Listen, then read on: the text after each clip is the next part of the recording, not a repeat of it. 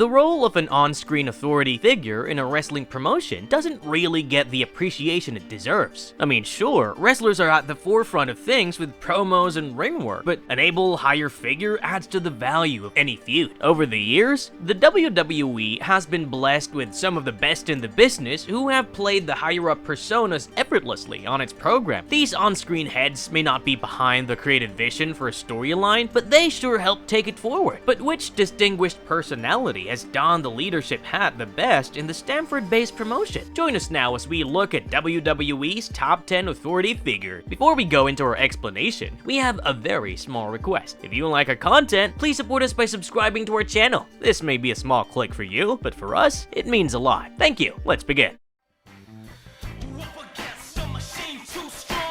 Vince McMahon. Although Vince McMahon had functioned as WWE's chairman since 1982, it wasn't until 1998 that he became a prominent character in the promotion's program. That doesn't mean McMahon had not been a screen presence, as he was on announcing duties for a long time. However, the Mr. McMahon character he started playing with during the acclaimed Attitude Era became a massive hit with the fans. He portrayed a despicable heel the audience hated with their guts, yet were wholly invested in what the sinister boss would be up to next. Along with his sycophants as part of the villainous stable, the corporation, McMahon superseded the authority of any Raw or SmackDown general managers, made his rival's life a living hell. Unless, of course, you're Stone Cold, who like to challenge the corporate suits. The result? A 5-star feud between the rebel employee and his over-authoritative boss. You can learn in detail about the iconic rivalry in our top 10 best WWE rivalry. Anyway, not only the Texas Rattlesnake, but McMahon also reprimanded the likes of The Rock, Shawn Michaels, Triple H, and CM Punk during his on-screen stints. However, in the last years of the 2000s, the Mr. McMahon character felt stretched and unnecessary. This could be the reason behind the former WWE chairman's dwindling number of on-screen appearances since. Whatever the case, McMahon was one of the best authority figures that ever existed in WWE.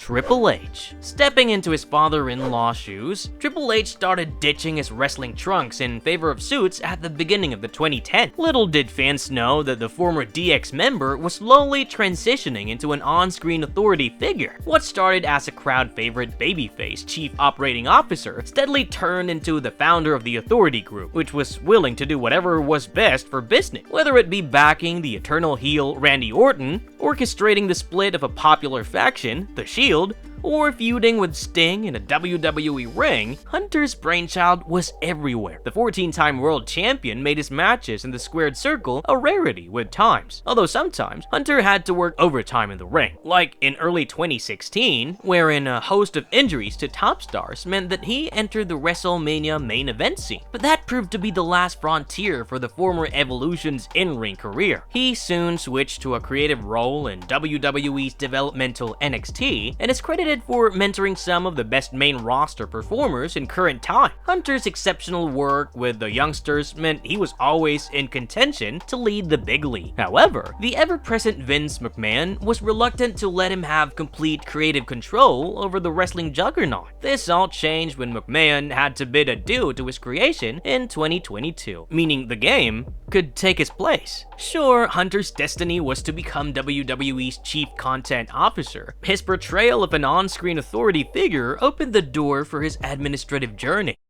Stephanie McMahon. Wrestling fanatics always argue that Stephanie McMahon is more like her father than her brother, Shane McMahon. Well, if you look at the facts, a strong case could be made about the same. What couldn't Stephanie do? Work as a heel women's champion? Check. Function in an off-screen administrative capacity? Check. Doing some of the best work in her career as an on-screen authority figure? A huge check. Being the boss's daughter, it wasn't long before McMahon was portrayed as an on-screen authority figure at the peak of the Attitude Era. You've got to hand it to Vinnie Mac's little girl for standing out amid some of the best, overshadowing wrestlers that WWE ever had. She has functioned as a general manager for both Raw and SmackDown over the year. McMahon limited her screen appearances for some years to focus on her off-screen commitments to the promotion, but she would pop up here and there with her husband, Triple H. The former women's champion was an integral part of the authority, as she played the role of a maniacal wife to an evil boss to perfection. Stephanie was equally hateful to the audience, like her beau, and was involved in some of the best storylines of that time. like her feud with Ronda Rousey, a move that skyrocketed the former UFC champion's WWE career years before it officially kickstarted. Like her partner, McMahon also excelled at background executive roles and even functioned as a co-CEO of the global wrestling phenomenon after her father's controversial departure. Currently, the million-dollar princess stays away from the business side of things and is rarely seen on screen.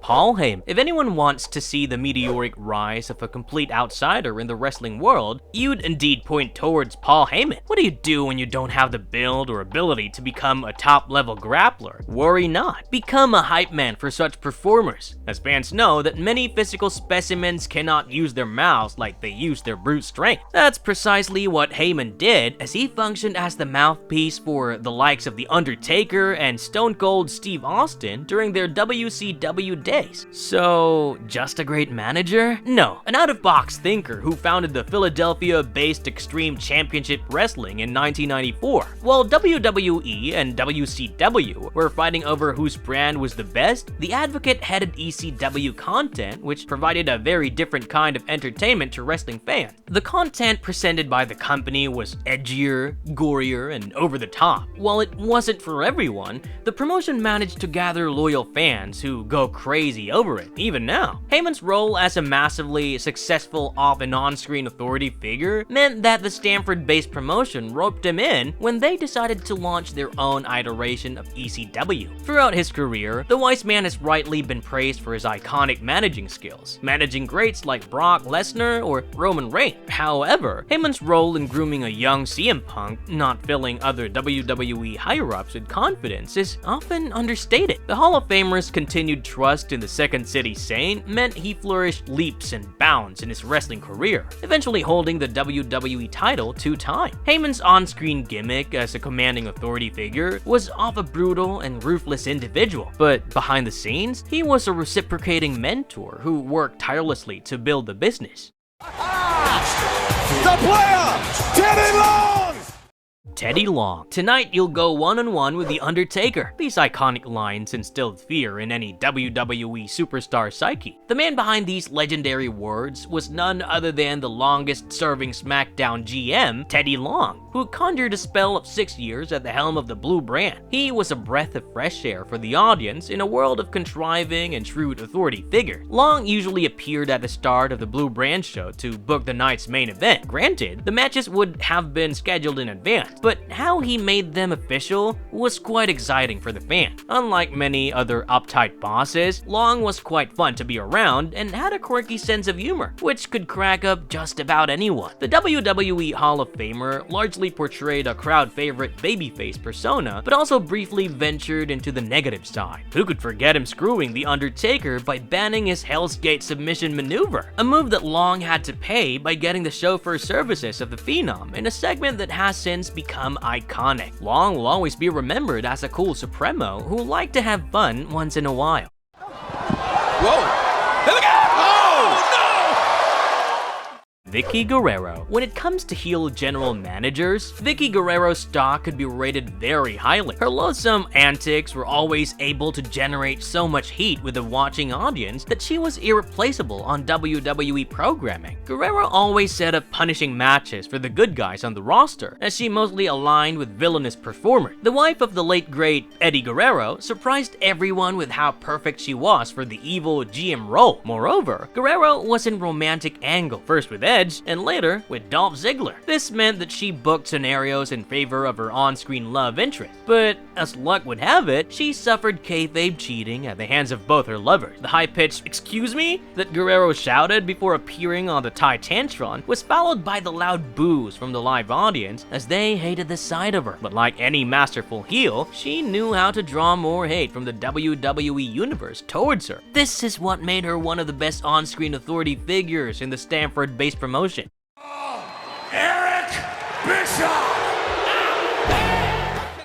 Eric Bischoff. Hell truly froze over when former WCW president Eric Bischoff debuted in the WWE in 2002. No one saw it coming that the long-term adversary of Vince McMahon would end up joining him. Bischoff brought with him a ton of experience in the wrestling world, which was essential in his role as general manager for Raw. In a spell that lasted a mind-boggling 3 years, he was a villainous authority figure who would make the life of babyfaces on the roster a living hell, booking them in outrageous, against-the-odds matches and generating massive heat in the process. Bischoff always had a band of lackeys around to punish the good guys on the red brand. The likes of Carlito and Chris Masters were always available at the disposal of the evil boss to exact punishment on the babyfaces. The early days of John Cena's WWE reign became memorable because of the Herculean feats Bischoff forced the Cenation leader to pull off on weekly TV and PPV. I mean, it wouldn't be an understatement to say that putting Cena in such precarious situations made him over with a fan. WWE Hall of Famer was let go from his on-screen role in late 2005, although he did appear occasionally on WWE programming in later years and even functioned as a behind-the-screen executive for the company.